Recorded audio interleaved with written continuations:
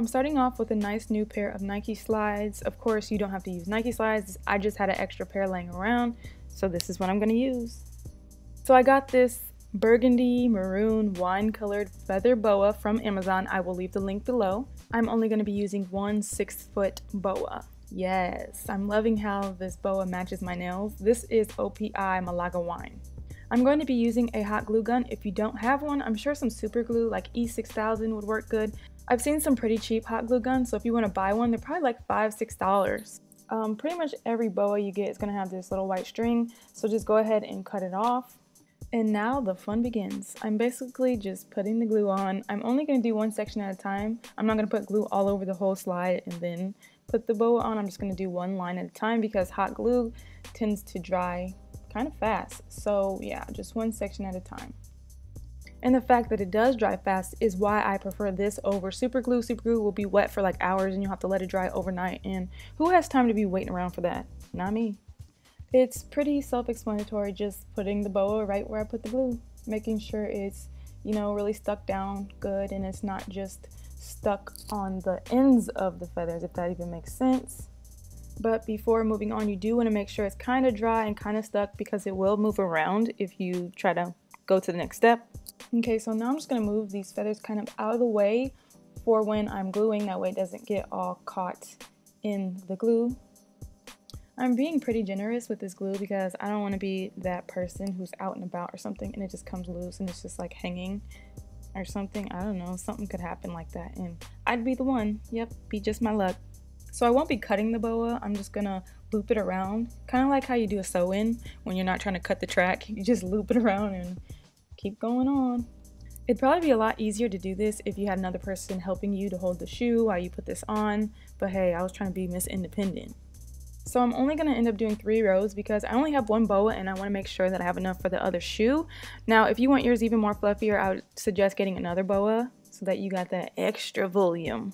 Once you're all done, just go ahead and snip that little end off like an umbilical cord.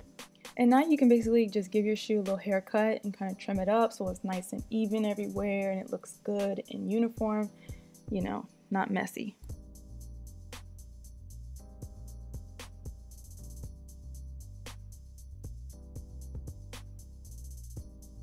And here's the finished look and you have a statement piece and a conversation starter, definitely. Or you know what, a really good Christmas gift. Moving on to the fluff ball ring, I got these smooth foam balls from Joann Fabrics. These are 2.5-inch balls. And I got this 6-foot feather boa from Joann's as well.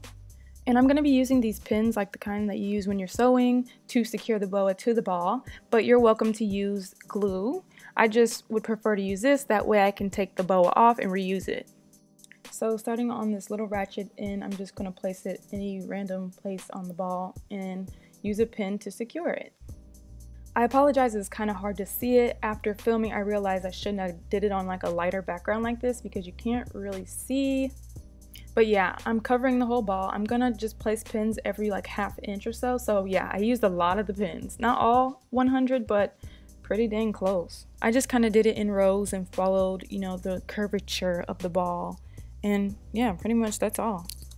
Once your ball is completely covered in the feather boa, there's gonna be this little piece that we have to cut off and, you know, just snip it off. You might want to put another pin down after you cut it just so it's not like lifting. There we go. You can see the full gloriousness of the fluffiness of the ball. Okay, moving on, I just cut off of a necklace this end piece, and that's going to be our connector. Now, there's probably pieces that you can purchase at the store, but I figure why not use something around the house that I don't use.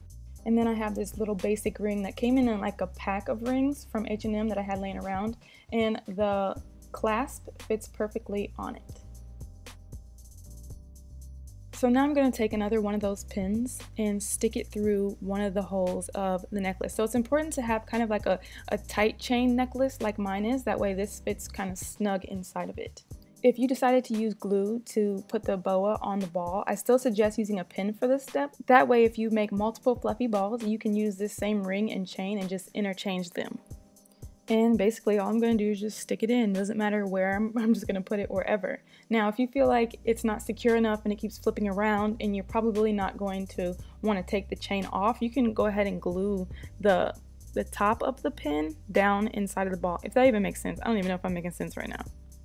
And now you've got yourself a ring. How cute. I've never seen anyone put a fluff ball on a ring, so I felt like this was really original. I've seen like fluff ball keychains and fluff ball like purse charms and I think dust plugs for iPhones, but I've never seen a ring. Anyway, you can also change this ring into a purse charm if you want to by just taking the pin out of the ball, looping it around and kind of like tying a little knot, not an actual knot, but you know what I'm saying, just looping it through and then putting the pin back into the ball.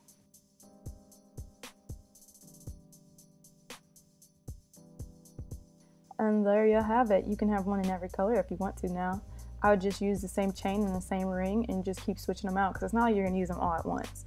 And yeah, so I made this white one, I made a pink one. This pink one you guys saw on my Instagram and requested this tutorial, so thumbs up to you guys. Thank you guys for watching and I'll see you at my next upload. Bye!